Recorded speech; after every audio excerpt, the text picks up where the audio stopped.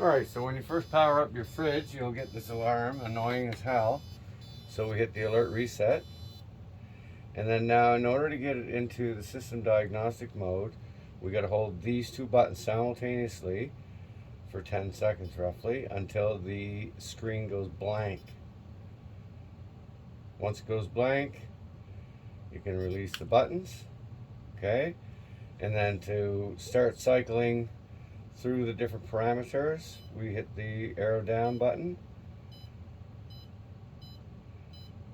until we get to our 34, which is the ambient temperature of this device.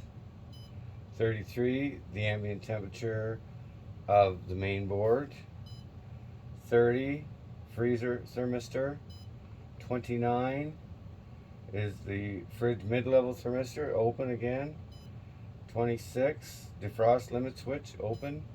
24 is the freezer door, showing closed.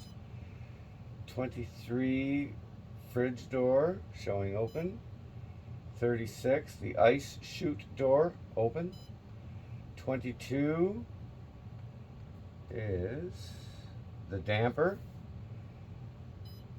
15, that's for this guy here.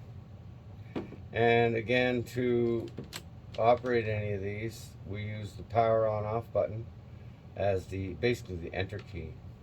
So low, high, and off. So we continue to cycle through the parameters. 38, that's your VCC compressor.